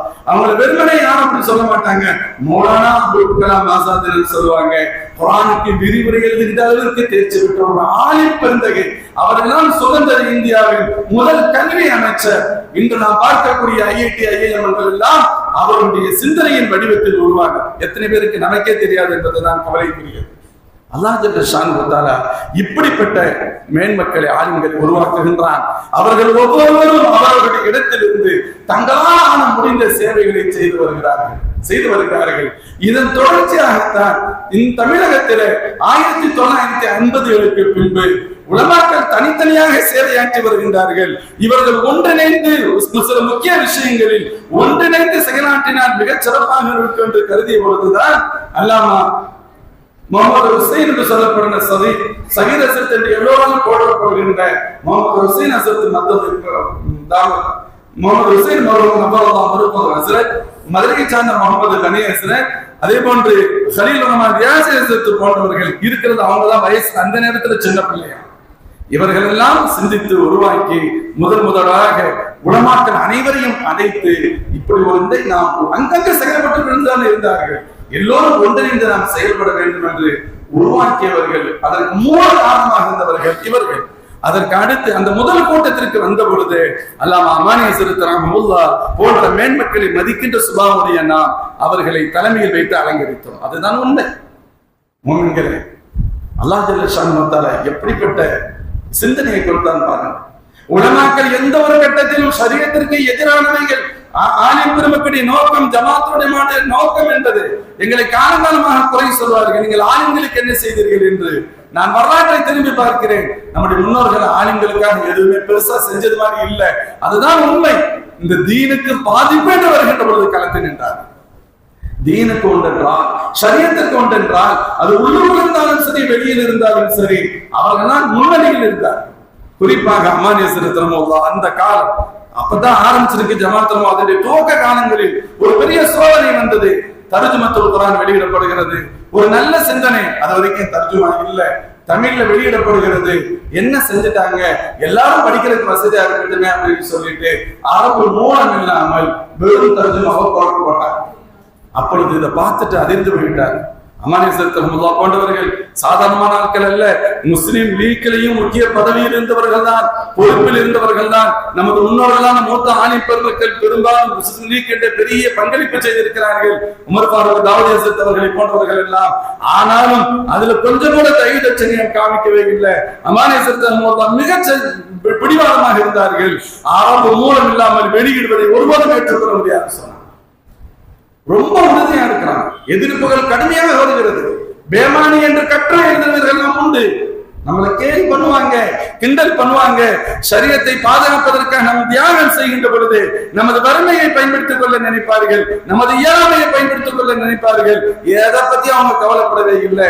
இங்க போனி ஆகல, மலேசியாவுக்கு போய் விற்கலாம் நினைச்சாங்க, மலேசியாவுடைய கவர்மெண்ட்டுக்கு தபால் எழுதினாங்க. இப்படி ஒன்று வருகிறது, எச்சரிக்கையாக இருங்கள் என்று அவன் எல்லாத்தையும் கண்டெய்னர் இறக்கவே இல்லாமல் விட்டு அனுப்பிட்டான்னு சொல்லப்படுவாங்க. ஷரியத்திற்கு ஒன்று என்று சொன்னார், பாதுகாத்தவர்கள் மேன்மக்கள் தான். உமர் ஃபாரூக் தாவூத், நீங்க இதுல முத்தலாக் யூனிஃபார்ம் சிவில் கோடை பத்தி ஒரு பிரச்சனை வருது, பாராளுமன்றத்துல பிரச்சனை வருகிறது. அப்பொழுது கேரளாவை சார்ந்த பனாத்வாலா எம்பி நினைக்கிறேன், அவங்க, நான் எல்லாம் படிச்சது நேரடியாக தெரியாது, படித்தது ஒரு மிகச்சிறந்த உரை. நான் ஒரு புத்தகத்தினுடைய கண்காட்சிக்கு சென்ற பொழுது அந்த உரையை வாங்கியிருக்கேன். கிட்டத்தட்ட நான் சொல்றது 25-30 வருஷத்துக்கு முன்னாடி அந்த உரையை வாங்கி படித்திருக்கிறேன். படித்துவிட்டு ஆச்சரியப்பட்டேன், இவங்க எப்படி இவ்வளவு அழகா ஷரியத்துடைய சட்டங்கள், நிறைய ஆயத்துகள் ஹதீஸ்கள் கோட் பண்றாங்க. ரொம்ப அழகான ஒரு உரை அது, பாராளுமன்றத்துடைய உரை தொகுக்கப்பட்டிருக்கு. எப்படி இவ்வளவு அழகா பேசியிருக்காங்க. உண்மையிலேயே சந்தோஷம், ஆச்சரியம். அவங்களுக்காக துஆ செஞ்சோம், இவ்வளவு அழகாக சொல்லியிருக்காங்கன்னு சொல்லி. ஆனால் அதற்கு பின்புதான் தெரிந்தது, அல்லாமா உமர் ஃபாரூக் தாவூத் ஹஜ்ரத் தந்தை அவர்கள் தான் அதை எழுதி கொடுத்தவர்கள். இது ஆனா அவங்க ஒரு கட்டத்திலையும் சொல்லல, காதர் மொய்தீன் சாப் போன்ற முஸ்லிம் லீக்குடைய தலைவர்கள் சொன்னார், அவங்க வாயிலிருந்து வந்தது, அவங்க சொல்லல. அவங்க ஒரு கட்டத்திலையும் பெருமையா அப்படி சொல்லிக்கிறாங்க. பார்த்தா சாதாரணமா இருப்பாங்க, தட்டா விழுகிற மாதிரி இருப்பாங்க. எவ்வளவு பெரிய ஞானம். இன்னைக்கும் ஷரியத் நீதிமன்றம் அப்படின்னு ஒரு புத்தகம் ஹஸரத் அவர்களால் துவங்கப்பட்ட புத்தகம். சில வருடங்களுக்கு முன்பு ஈரோட்ல 2-3 வருடங்கள், அநேகம் 3 வருடத்துக்கு உள்ளதா ஹஸரத் அவங்க அப்பா ஹயாத்தா இருந்தாங்க. அந்த நேரத்தில் அந்த புத்தகம் வெளியிடப்பட்டது. அது ஜமாத் உலமா அதை சில தரத்தையும் செஞ்சு அதை வெளியிட்டோம். அற்புதமான புத்தகம். இவர்கள் எல்லாம் இந்த சமுதாயத்தின் சொத்து. அவங்க இந்த உலகத்துல என்ன சம்பாதிச்சாங்க? இந்த தீனை பாதுகாப்பதை தவிர்த்து வேறு எதையும் அவர்கள் விட்டு செல்லவே இல்லை. என்ன வாரிசு சொத்தா விட்டுட்டு போனாங்க? எதுவும் இல்லை. சகோதரிகளே, அது மட்டுமல்ல, ஒரு 30 ஆண்டுகளுக்கு முன்பு இந்த சமுதாயத்தில் பிஜே என்ற ஒரு நபரினால் ஏற்பட்ட மிக அவலமான மோசமான ஒரு சூழல் எவ்வளவு மோசமாக இருந்தது, எவ்வளவு பெரிய ஒரு பிரளயத்தையே ஏற்படுத்தினார். மக்கள் இந்த அன்று குழம்பியவர்கள் இன்று வரை அதனுடைய எச்ச சொச்சங்கள் நீடித்து நிலைத்திருக்கிறது. எச்சங்கள் இன்னும் இருக்கின்றன. எவ்வளவு பெரிய பிரச்சனையை உள்ளாக்கினார்கள். அன்றே அவர்களை எதிர்த்து போராடியவர்கள் யார்? எந்த செல்வந்தர்கள் போராடினார்கள்? எந்த பட்டதாரிகள் போராடினார்கள்? எளிமையும் வறுமையும் நிறைந்த அறிஞர் பெருமக்கள் தான் போராடினார்கள். அல்லாமா கலீல் அஹ்மது கீரனூரி ரஹ்மத்துல்லாஹ், அல்லாமா மௌலானா நிசாமுத்தீன் அஸத் போன்றவர்கள், அதே போன்று சைஃபுத்தீன் இர்ஷாத் அஸத் போன்ற மேன்மைக்குரிய உலமாக்கள் தான் போராடினார். அல்லாஹ் அவங்களுடைய போராட்டத்தை அல்லாஹ் கபூல் செய்தான். ரொம்ப வீழ்த்தினான் என்பது வேறு. எதற்கு சொல்ல வருகிறேன்? ஒவ்வொரு கட்டத்திலும் அதே போல காதியானியுடைய தொல்லை அதிகரித்தது, நஸ்ரானியுடைய தொல்லை அதிகரித்தது. ஜமாத் உலமாவின் முக்கிய பங்கு வகித்த நெல்லையை சார்ந்த அபுல் ஹசன் அலி ஷாதிலி ரஹ்மத்துல்லாஹ் போன்ற மேன்மக்கள் அவர்களோடு போராடினார்கள். ஆங்கிலோடு நேருக்கு நேராக இதனை வாதித்தார்கள். காதியானியத்தை பற்றி அதற்கு ரத்தாக புத்தகங்கள் எழுதினார்கள். எத்தனை ஜீவனாம்சத்திலே சட்டம் 1986 இருக்க வேண்டும். வலில் முத்தல்லகாத்தி மதாஉன் பில் மஅரூஃப் என்ற வார்த்தைக்கு தன் மனமோகத்திற்கு ஒரு சுப்ரீம் கோர்ட் நீதிபதி அர்த்தம் சொன்னா, ஆயுள் முழுக்க ஜீவனாம்சம் கொடுங்க அந்த ஆயத்தை சொல்லிட்டு அவன் ஒரு விளக்கம் சொன்னான். இன்னைக்கு அவன் இஷ்டத்துக்கு தான் விளக்கம் சொல்ற மாதிரி இருக்கு. முஸ்லிம்களத்துல கொந்தளிப்பு ஏற்பட்டது. வரலாற்றுக்குள்ள நான் போல வயதில் மூத்தவர்களுக்கு தெரியலாம் அந்த பிரச்சனை எப்படி சரி செய்யப்பட்டது. அதற்கு அடுத்து பாராளுமன்றத்தில் ராஜீவ்காந்தியுடைய காலத்தில் பாராளுமன்றத்தில் சட்ட திருத்தம் கொண்டு வரப்பட்டது. நிறைய எம்பிக்கள் இருந்தார்கள். 2/3 எம்பிக்களுடைய எண்ணிக்கை வேண்டும். அப்படி இருந்து அந்த சட்டம் திருத்தப்பட்டது.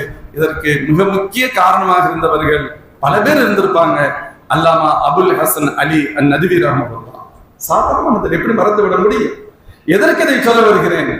அவர்கள் தான் உலமாக்கள். ஒருபோதும் விட மாட்டான். என் கழுத்தை அறுக்கிறியா அறுத்துருக்கோம், ஷரியத்தில் கை வைக்கிறியா நான் யாருக்கு காப்பேன்னு சொல்றேன். விடவே இல்லை. கடைசியில பிரதமர் ராஜீவ்காந்தி அவர்களை சந்திக்க வேண்டும். ஒரு பிரதமர் சந்திக்கிற சாதாரணது அல்ல. அவருக்கு நேர பிரச்சனைகள் இருக்கும் தானே. கடைசியில் ஒரு கட்டத்துல சந்திச்சாங்க. என்ன கேட்டாங்கன்னா, உங்களுக்கு நேரம் கொடுக்க முடியல, கஷ்டப்படுறீங்க எனக்கு தெரியுது.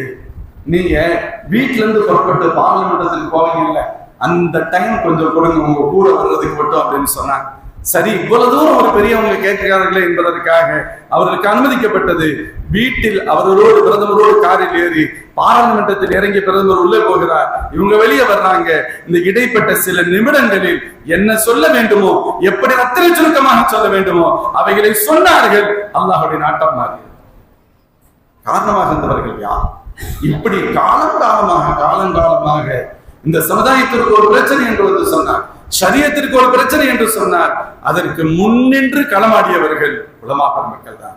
இன்னைக்கு அதை நம்ம பண்ணிட்டு தான் அல்லாஹ்வுடைய கிருபையினால நம்முடைய சக்திக்கு தகுந்தவாறு அவங்களுடைய வழித்தோன்றர்களான நாம் முத்தலாக் தடை சட்டம் சொல்ல வந்தால் தமிழகம் முழுக்க நாம் அதற்கு எதிர்ப்பு குரலை வெளிப்படுத்தினோம். வக்ஃபை திருட வந்தார்கள், தமிழகம் முழுக்க எதிர்ப்பை வெளிப்படுத்தினோம். நம்முடைய சக்திக்கு உட்பட்டு நாம் பலவீனமானவர்களாக இருக்கலாம், ஆனாலும் நாம் தோண்டு போய் விடவில்லை. நம் சக்திக்கு உட்பட்டு நாம் நம்மளால் முடிந்த ஒரு காரியத்தை செய்தோம். இதுதான் நம்முடைய உலமாக்கள் காலமாக தொடர்ந்து செய்து வருகின்ற பணி. அவங்களுக்கு கஷ்டம் இருக்கலாம், அது வேறு விஷயம். பொருளாதாரத்துல என்ன பெரிய லெவல்ல இருக்கிறோம், அதெல்லாம் முக்கியமே இல்லை, அது முக்கியமே இல்லை. அதாவது அல்லாஹ்வுடைய பார்வையில் நாம் யார்? நான் திரும்ப அதைத்தான் சொல்றேன். அல்லாஹ்வின் திருத்தூதர் ஸல்லல்லாஹு அலைஹி வஸல்லம் வறுமையை சல்லாஸ் இருக்குங்கிற அவசியம் என்ன தேவை இருக்கிறது? பெருமானாருக்கு வறுமை வேண்டிய தேவை என்ன இருக்கிறது? என் உம்மத்தில் வறுமைக்கு கீழ் இருப்பவர்கள், வறுமை கோட்டுக்கு கீழ் இருக்கின்ற எவரும் வருத்தப்படக்கூடாது என்பதற்காக அல்லாஹ் அஹீனி மிஸ்கினன் அமித்தினி மிஸ்கினன் அஷோனி பிசுமரத்தின் மசாக்கின் பெருமானார் தேர்ந்தெடுத்தது வறுமை. ஆயிஷா லவ் ஷி'து லஸாரத் மஇ ஜிபாலுத் தஹப், நான் விரும்பினால் இது தங்கமாக இந்த மலை என் கூட வரும்னு சொன்னார். அதுதான் பெருமானுடைய ஹகீகத். அல்லாஹ் கொடுப்பான், அது எனக்கு தேவையில்லை, அது பிரச்சனை அல்ல. இந்த உலகத்தை நான் எளிமையாக பல விரும்புகிறேன். எளிமை ஒரு பிரச்சனைக்குரியது அல்ல. ஹஜ்ரத் உவைஸ் கர்னி ரலியல்லாஹு அன்ஹு எவ்வளவு உயர்ந்தவர்கள், அவங்களை பத்தி நம்ம கேள்விப்பட்டிருப்போம். ஸல்லல்லாஹு அலைஹி காலத்துல வாழ்ந்தாங்க. பெருமானார் ஸல்லல்லாஹு அலைஹி பார்க்க முடியல, பெருமானாரை பார்க்க முடியல, சஹாபிங்கிற அந்தஸ்து கூட பெற முடியல. ஆனால் அஜல்லு சஹாபாக்களின் மிக மேன்மக்கள் என்ன சொல்லப்படுகின்றவர்களில் ஒருவரான ஹஜ்ரத் உமர் நாயகத்தில் சொல்றாங்க, உமர் நீங்கள் இதா லாகைத உவைஸ் இப்னு ஆமிர் அவர்களை நீங்கள் சந்தித்தால் ஃபமுர்ஹு அன் யஸ்தக்ஃபிர் லக், உங்களுக்காக அவர்களை இஸ்திக்ஃபார் செய்யுமாறு வேண்டிக் கொள்ளுங்கள் அப்படிங்கிறார். உமர் ரலியல்லாஹு அன்ஹு மேன்மக்கள் தான். உண்மையிலே உமர் அந்த யார்? இன்னல்லாஹ் ஜஅல ஹக்க அலா லிசானி உமர், உமர் தான் நாவில் அல்லாஹ் சத்தியத்தை வைத்திருக்கிறார் என்று ஸல்லல்லாஹு அலைஹி வஸல்லம். எனக்கு பின்பு நபித்துவம் இல்லை.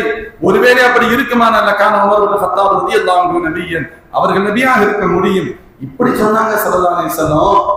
அவங்கள்ட்ட சொல்றாங்க, ஓய்ஸ் என்ற ஆண்டரை நீங்க பார்க்க முடிஞ்சா உங்களுக்காக நீங்கள் இஸ்திக்ஃபார் செய்யுமாறு வேண்டிக் கொள்ளுங்க. ஒரு இஷாரா புரியுது, நாம் சந்திப்போம் அப்படிங்கிறது தெரிஞ்சிச்சு.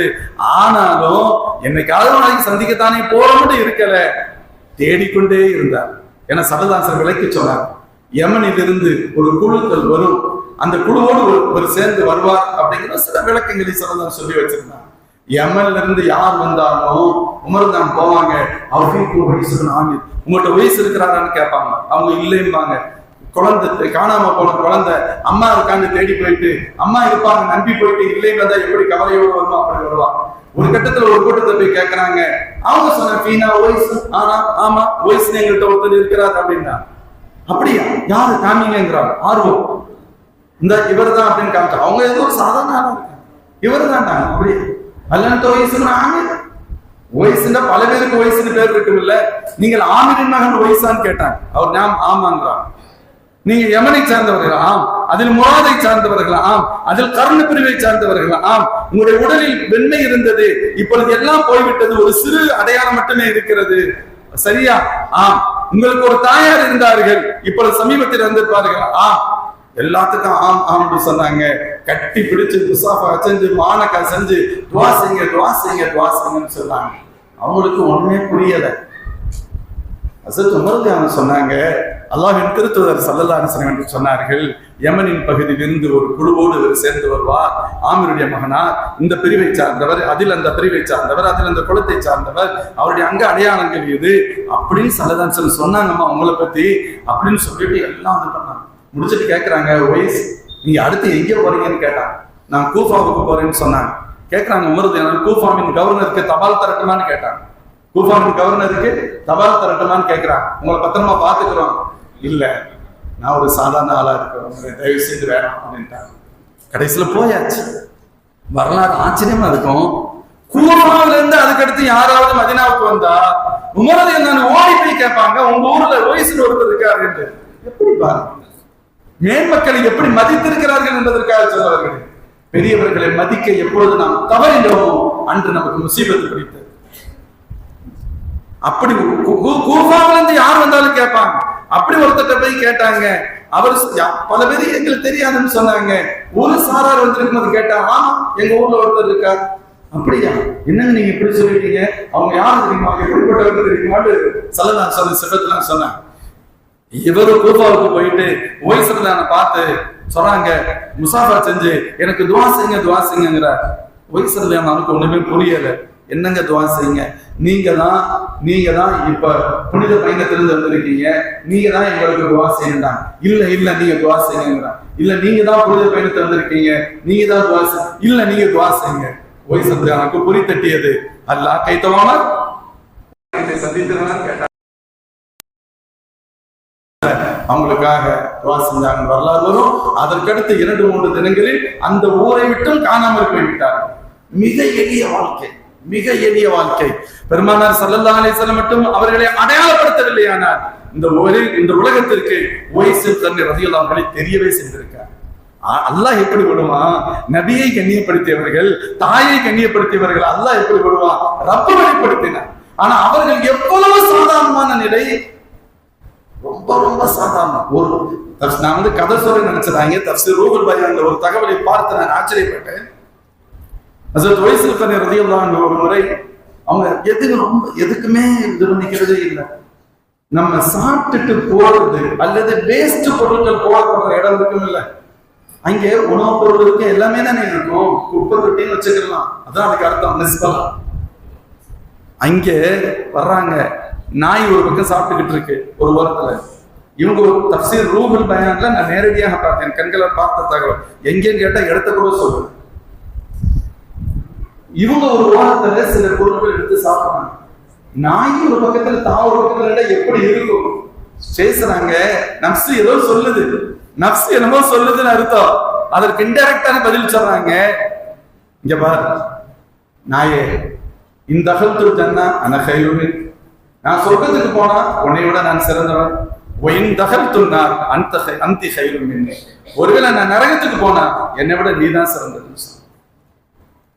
நான் சொர்க்கத்துக்கு போனா உண்மையில உன்னை விட நான் சிறந்தவன். நான் நரகத்திற்கு சென்றால் என்னை விட நீ நான் சிறந்தவை. நான் எப்படி உன்னை சாதாரணமா பார்க்க முடியும்? நீ சாப்பிடறதுனால ஒன்றும் பிரச்சனை இல்லை. நான் ஒரு வாரத்துல என்னத்தை சாப்பிட்டுட்டு போயிரு. அல்லாஹ் அக்பர், அல்லாஹ் அக்பர். அல்லாஹ்வின் திருத்தூதரால் அங்கீகரிக்கப்பட்டவர்கள், வாழ்த்து சொல்லப்பட்டவர்கள், அடையாளமிடப்பட்டவர்கள் தங்களுடைய உலக வாழ்க்கையில் மிக சாதாரணமான நிலை. இப்படித்தான் நம்முடைய முன்னோர்களான உலமாக்கள் இருந்திருக்கிறார். ஒரே ஒரு ஹதீஸை சொல்லி நிறைவு செய்யும். அல்லாஹ்வின் திருத்தூதர் ஸல்லல்லாஹு அலைஹி வஸல்லம் ஹதீஸ். இமாம்னா ஹஸ்ரத் உமர் ரலியல்லாஹு அன்ஹு ஒரு முறை மஸ்ஜித் நபவியில ஸலதாத் ரவுலாவை தாண்டி போறாங்க. ஹஸ்ரத் முஆத் பின் ஜபல் அழுதுகிட்டு இருக்காங்க. முஆத் பின் ஜபல் தான் சாதாரணமானது. இந்த உம்மத் ஸல்லல்லாஹு சொல்றாங்க, இந்த உம்மத்துல ஒவ்வொரு பத்தி அதான் சொல்றாங்க, நல்லவர்களை தகுதியுடையவர்களை பாராட்ட வேண்டும். பாராட்டுவதில் தவறு இல்லை, பாராட்டுறதுல நம்ம குறைஞ்சிட போறது இல்லை, பாராட்ட வேண்டும். ஸல்லல்லாஹு அலைஹி வஸல்லம் சொன்னாங்க, அலமுஹும் பில் ஹலாலி வல் ஹராம் முஆத் பின் ஜபல். இந்த உம்மத்தின் ஹராம் ஹலாலை மிக தெளிவான தெரிந்தவர்கள், ஞானமிக்கவர்கள் முஆத் பின் ஜபல் சொன்னாங்க. ஸல்லல்லாஹு அலைஹி வஸல்லம் பெரிய ஞானி, சிறந்த ஞானத்திற்கு சொந்தக்காரர். அவங்க அழுகிறான். முருதியான கவலையா போச்சு. முஆத் ஏன் நீங்க அழுகிறீங்கன்னு கேட்கிறான். ஹஸரத் முஆத் பின் ஜபல் ரலியல்லாஹு அன்ஹு சொன்னாங்க, ஹதீஸுன் சமீதுஹு மின் ரசூலில்லாஹி ஸல்லல்லாஹு அலைஹி வஸல்லம், எங்கள் நபியின் மூலமாக ஒரு கேட்ட ஒரு தகவல் என்னை அள வைத்து விட்டதுன்னு சொன்னாங்க. அப்படி நீங்க என்ன கேட்டீங்க அப்படின்னு சொன்னாங்க.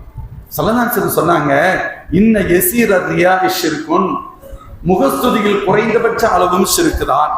இன்னைக்கு முகஸ்துதின்னு அலைகிறோம். பெருமைக்கும் படோடபத்திற்கும் டாம்பிகத்திற்கும் நான் தான் பெருசுன்னு சொல்றதுக்கு தேடிக்கிட்டு அலைகிறோம். சொன்னாங்க ஸல்லல்லாஹு அலைஹி வஸல்லம், முகஸ்துதியின் குறைந்தபட்ச அளவும் மிக ஓரமான மெல்லிய பகுதியும் மற்றவர்களால் கண்டுபிடிக்க முடியாத முகஸ்துதியும் கூட ஷிர்க் தான் என்று ஸல்லல்லாஹு அலைஹி வஸல்லம் எச்சரிக்கின்ற வார்த்தை என்னை கலங்கடிக்க வைத்து விட்டது. அது ஏதேனும் ஒரு ஓரத்தில் வந்து விட்டால் என்ன செய்வது என்று அழுது கொண்டிருக்கிறேன். அப்படி சொல்லிட்டு இன்னொரு வார்த்தையை சொன்னாங்க. எங்கள் நபி ஸல்லல்லாஹு அலைஹி வஸல்லம் சொன்னார்கள், யார் என்னுடைய அல்லாஹ் சொல்வதாக பெருமானார் ஸல்லல்லாஹு சொன்னார்கள், என்னுடைய நேசர்களை யார் பகைமை பாராட்டுகின்றாரோ ஃபக்கத் ஆதன்துஹு பில் ஹர்ப், அவனோடு யுத்த பிரகடனம் செய்கிறேன் என்று அல்லாஹ் சொல்லுகிறான் என்று ஸல்லல்லாஹு சொன்னார். சொல்லிட்டு மேலும் பெருமானார் சொன்னார்கள், ரொம்ப முக்கியமான வார்த்தை, இன்னல்லாஹ யுஹிப்பு அல் அப்ரார் அல் அத்கியா அல் அக்ஃபியா அல்லதீன இதா காது லம் யுஃப்தகது வ இதா ஹதரு லம் யுதுஅ வ லம் யுகர்ரபு சொன்னாங்க ஸல்லல்லாஹு அலைஹி வஸல்லம். அல்லாஹ் ஒரு சாராரை நேசிக்கின்றான். அவர்கள் எப்படிப்பட்டவர்கள் என்றால் நல்லோர்கள், இறையச்சமுடையோர், தங்களை மறைத்து வாழ்பவர்கள், பெரிதாக காட்டிக்கொள்ள மாட்டார்கள். அல் அக்ஃபியா அல்லதீன இதா காது லம் யுஃப்தகது, அதற்கு என்ன அர்த்தம்? அவர்கள் இல்லை ஆனால் தேடப்பட மாட்டார்கள். அவர்கள் இருந்தால் இங்க வாங்க, அங்க வாங்க, அங்க உட்கார்ந்து என்னன்னு கூப்பிடுறதுக்கெல்லாம் ஆள் இருக்கார். 10-11 வருவார்கள், ஒருப்பார்கள், போவார்கள், அவ்வளவுதான். சொல்லிட்டு ஸல்லல்லாஹு சொன்னாங்க, மக்களுடைய பார்வையில் வேண்டுமானால் அவர்கள் சாதாரணமானவர்களாக இருக்கலாம், அல்லாஹ்வுடைய பார்வையில் சாதாரணமானவர்கள் அல்ல. குலூபுஹும் மஸாபிஹுல் ஹுதா, அவருடைய உள்ளங்கள் ஹிதாயத்தை வெளிப்படுத்துகின்ற விளக்குகள்.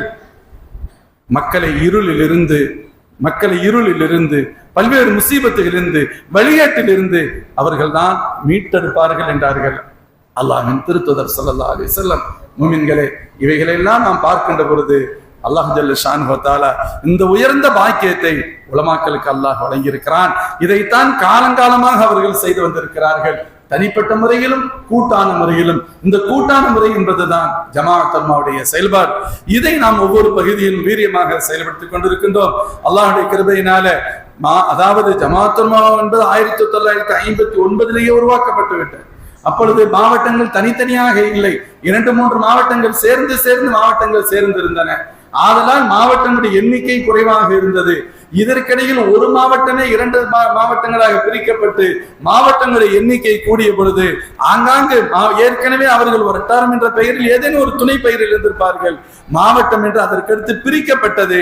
அப்படி பிரிக்கப்பட்டதன் வழியாகத்தான் ஏறக்குறைய 25-30 ஆண்டுகளை எட்டுகின்ற நமது பெரம்பலூர் மாவட்ட ஜமாஅத் உலமா சபை அதன் வழியாக வெள்ளி விழாவும் மூத்த அறிஞர் பெருமக்களுடைய பெயரில் இப்பொழுது இருக்கக்கூடிய மூத்த அறிஞர் பெருமக்களுக்கு விருது கொடுக்கின்ற இந்த விழா உண்மையிலேயே அறிஞர் பெருமக்களை பற்றி பேசுகின்ற பொழுது மிக சந்தோஷமா இருந்துச்சு, மிக மகிழ்ச்சியா இருந்துச்சு. நமது முன்னோர்களை தியாகங்களை செய்திருக்கிறார்கள் என்று அவர்களை எல்லாம் ஒரு பக்கம் இப்பொழுது இருக்கின்ற முன்னோர்களை மூத்த உலமாக்களை விருது கொடுத்து கௌரவிக்கின்றோம்.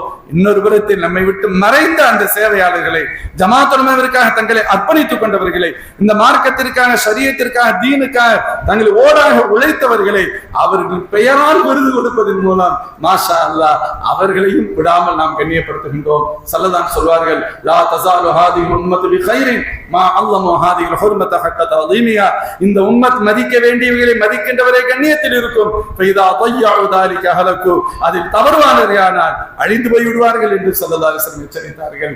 அதன் அடிப்படையில் நாம் உண்மையிலேயே மதிக்க வேண்டிய முன்னோர்களையும் சரி, நம்மோடு வாழும் நல்லோர்களையும் சரி மதிக்கின்றோம். அதே போன்று எழுத்தாளர்கள், எழுத்து மிக முக்கியமானது. 1000 பேசுகின்றோம், ஒரு மணி நேரத்திற்கு பின்பு நாம் என்ன பேசினோம் என்பது வேண்டுமானால் தெரியாமல் போய்விடலாம். ஆனால் எழுத்தில் வடிக்கின்ற பொழுது கண்டிப்பாக அவைகள் பாதுகாக்கப்பட்டு விடும். அத்தகைய எழுத்தாளர்கள் இந்த உலமா பெருமக்களிலும் எம்ஐ ஷாஹின் இஸ்ஸத் இருக்கிறாங்க. இது போன்று மூத்த பன்னூல் ஆசிரியர்களும் உண்டு. இப்பொழுது விருதுக்காக 3 பேர் தேர்ந்தெடுக்கப்பட்டிருக்கிறார்கள். அதில் ஒருவர் எனது சகோதரர் தாகிர் பாஷா அவருடைய எழுத்தை மட்டும் நான் பார்த்ததில்லை. மீது 2 நபர்கள், இன்னொருவர் மௌலானா ஹலீலுர் ரஹ்மான் மன்பை ஹஸ்ரத் மாஷா அல்லாஹ் அவர்கள் சிறந்த எழுத்தாளர் என்பது மட்டுமல்ல, நெருக்கமான என்னுடைய சகோதரர் நண்பராக நாங்கள் இருந்தவர்கள். சென்னை மாவட்ட ஜமாஅத் உலமா சபையில 2 தடவைகள் மாவட்ட செயலாளராக இருந்த பொழுது ஹஸ்ரத் ஓதாம் பொருளாளர், தொடர்ந்து 6 ஆண்டுகள் நாங்கள் பயணித்தவர்கள். இனம் புரியாத நட்பு மாஷா அல்லாஹ். அல்ஹம்துலில்லாஹ். ஒரு முன்மாதிரி மிக்க ஆலிமாக இருப்பவர்கள். அவங்க இருக்கக்கூடிய ஒரு சாதாரண ஒரு சின்ன மஸ்ஜித், அதுல அதிலேயே இருந்து ஒரு பெரிய டிஸ்டர்பன்ஸ் இல்ல. மற்றவங்களா இருந்தா அந்த நேரத்தை எப்படியே கழிச்சிருப்பாங்க. 24 மணி நேரமும் எழுதுவதிலேயே தங்களுடைய பல்வேறு பணிகளுக்கு மத்தியில் எழுத்தில் ஆர்வமாக ஈடுபட்டு எண்ணற்ற நூல்களை இந்த சமூகத்திற்கு அவர்கள் தந்திருக்கிறார்கள். அதே போன்று மதீனா ஷரீஃபை பற்றி, மக்காவை பற்றி எல்லாம் நூலை தொகுத்த எண்ணித்திருக்கிற சகோதரர், அவங்க வந்திருக்காங்களோ இல்ல, தாஜுதீன் சாப், அவங்களும் அவங்களுடைய நூலை படித்திருக்கிற மதீனா தொடர்பாக எழுதிய நூல்கள். அருமை சகோதரர் தாஹிர் பாஷா சாப், இப்படி எழுத்தாளர்கள் இந்த மாவட்டத்திற்கு உட்பட்ட இங்கு மண்ணை பூர்வீக மண்ணா தங்களுடைய பிறப்பிடமாக கொண்ட சகோதரர்கள் பாராட்டப்படுகின்றார்கள்.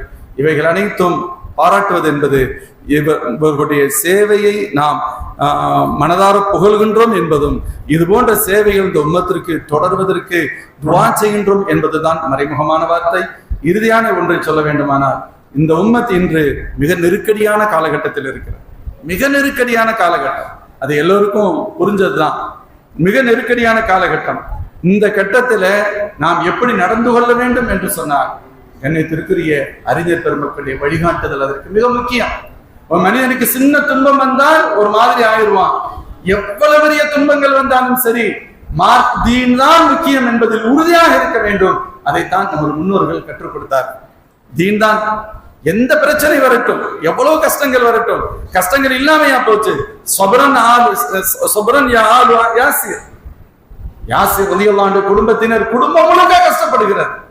அவ்வளவு துன்பத்திற்குள்ளாக்கப்பட்டார்கள். உதவி செய்ய முடியாத நிலை. ஸல்லல்லாஹு அலைஹி வஸல்லம் சொல்லுகின்ற பொழுது சொல்வார்கள், அல்லாஹ்வுக்காக கொஞ்சம் பொறுத்திருங்கள், ரப்புக்காக பொறுத்துக் கொள்ளுங்கள். ஹஸரத் பிலால் ரலியல்லாஹு அன்ஹுவை விடவானாம், ஹப்பாப் ரலியல்லாஹு அன்ஹுவை நாம், ஹுபைப் ரலியல்லாஹு அன்ஹுவை நாம், ஹஸரத் அம்மார் ரலியல்லாஹு அன்ஹு, ராஸி ரலியல்லாஹு அன்ஹு, சுமையா ரலியல்லாஹு அன்ஹா அவர்கள் விடவா கஷ்டப்பட்டு விட போகின்றோம். ஆதலால் எதிரிகள் 1000 பேர் இருக்கட்டும், ஈமானிலிருந்து துளியளவு நம்முடைய ஈமானை அசைத்து பார்க்க விட்டுவிடக் கூட அத்தகைய ஒரு தேவை இன்று இருக்கிறது. இவைகள்லாம் வேண்டுமானால் விழிப்புணர்வு தேவை. விழிப்புணர்வு வேண்டுமானால் கல்வி ஞானம் வேண்டும், நமக்கு மத்தியில் ஒற்றுமை வேண்டும், பெருந்தன்மை வேண்டும். இன்னைக்கு நல்ல நாலேஜ் இருக்கு, நல்ல தெளிவாத்தே இருக்கிறாங்க. பெருந்தன்மை இல்ல, நானா நீங்கிற போட்டி இருக்கு, நான் பெருசா நீ பெருசாங்கிற போட்டி இருக்கு. அல்லாஹ் பாதுகாக்கணும். இந்த எண்ணங்கள் எல்லாம் மறைந்து பெருந்தன்மையும் ஒற்றுமையும் நமக்கு மத்தியில் உள்ளத்தில் ஊடுருவ வேண்டும். ஒருபோதும் நிராசை வந்துவிடக்கூடாது. எந்த கட்டத்தில் நிராசை வந்துவிடக்கூடாது. யாபனி யதுஹபு ஃபதஹஸ்ஸஸு மின் யூசுஃப வஅஹி வலா தயஸு மின் ரூஹில்லாஹ். யூசுப் அலைஹிஸ்ஸலாம் இறந்து பல்லாண்டுகள் ஆகிவிட்டது என்று கருதுகின்ற அவருடைய சகோதரருக்கு சொன்னார்கள், ஹஸரத் யாக்கூப் அலைஹிஸ்ஸலாம், யூசுஃபை பற்றி தகவல் சேகரியுங்கள். யூசுஃபை பத்தியா? பின்யாமீனை பத்தி சொன்ன நியாயம் இருக்கு, யூசுஃபை பற்றி எப்படி செய்வர்? வலா தயஸு மின் ரூஹில்லாஹ். அல்லாஹ் ரஹமத்தின் நிராசையாகாதீர்கள். இன்னஹு லா யயஸு மின் ரூஹில்லாஹ் இல்லல் கௌமுல் காஃபிரூன். ஈமான் இல்லாதவர்களுக்கு தான் நிராசை ஏற்படும். நீங்கள் போய் தேடுங்கள் என சொன்னார்கள் யாக்கூப் அலைஹிஸ்ஸலாத்து வஸ்ஸலாம். இந்த ஆயத்து சொல்கிறது, மூமின்கள் ஒருபோதும் நிராசையாகி விடக்கூடாது. அல்லாஹ்வின் அருளிலிருந்து நிராசையாகி விடக்கூடாது. வதில்கல் அய்யாமு நுதாவிலுஹா பைனன் நாஸ். காலங்கள் மாறிக்கொண்டே இருக்கும். இன்று இருப்பதை போன்ற எல்லா கட்டமும் இருக்கும் என்று சொல்லிவிட முடியாது. இன்று நாம் பார்ப்பவர்கள் துண்டை காணும் துணியை காணும் என்று ஓடுவார்கள். ஓட மக்கள் விரட்டி அடிப்பார்கள். இவைகள் நம் கண்களுக்கு முன்னாலேயே நடக்கும். நடக்க வேண்டும் என்று ஆசைப்பட வேண்டும். அந்த அளவிற்கு நம்முடைய உள்ளத்தில் ஈமான் உறுதியாக இருக்கணும், யக்கீன் உறுதியாக இருக்கணும். ஒரு வசனத்தோடு நிறைவு செய்கிறேன். அல்லாஹ் சொல்வார், ஃபஸ்பிர் இன்ன வஅதல்லாஹி ஹக்குன் வலா இஸ்தகிஃபன்னக அல்லதீன லா யூகினூன். நீங்கள் பொறுமையாக இருங்கள். அல்லாஹ்வுடைய வாதா 100% சத்தியமானது, உண்மையானது.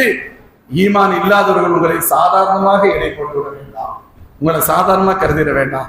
அவன் லேசா ஒரு மாதிரியா நினைக்கிற அளவுக்கு நீங்க நடந்துடாதீங்க. இன்னைக்கு இருக்கிற கஷ்டம்லாம் நீங்க நினைச்சிடாதீங்க. மூமின்களை கதாலிக்க நுஞ்சில் மூமினின், மூமின்களை நான் பாதுகாப்பேன், உதவி செய்வேன், அவர்களுக்கு ஈடேற்றத்தை தருவேன் என்று சொன்னால் கண்டிப்பாக நடக்கும். அந்த வாதா சத்தியம் என்பது அல்லாஹ் சொல்கிறான். அந்த நாளை நாம் எதிர்பார்ப்போம். நம்முடைய வருங்காலம் எவ்வளவு மோசமானதாக இருந்தாலும் சரி, அதை நாம் எதிர்கொள்வதற்கு ஈமானிய துணிவும் இரையச்சமும் அல்லாஹ் மீது உண்டான அபாரமான நம்பிக்கையும் வேண்டும். இவைகள் எல்லாம் இந்த உம்மத்திற்கு கடத்த வேண்டுமானால் உலமாக்கல் வேண்டும். வேற யார் இதை போய் சொல்ல முடியும்? உலமாக்கல் வேண்டும். அந்த இருக்கின்ற அந்த உலமாக்களை நாம் பாதுகாப்போம், அவர்களை கௌரவிப்போம், அவர்களை கண்ணியப்படுத்துவோம். வரக்கூடிய இளம் ஆலிம்களை கண்ணியப்படுத்துவோம். ஒவ்வொரு வீடுகளில் இருந்தும் அறிஞர் பெருமக்களை, ஆலிம்களை அல்லாஹ்விற்காக உருவாக்கும் என்ற முடிவை எடுத்துக் கொள்வோம்.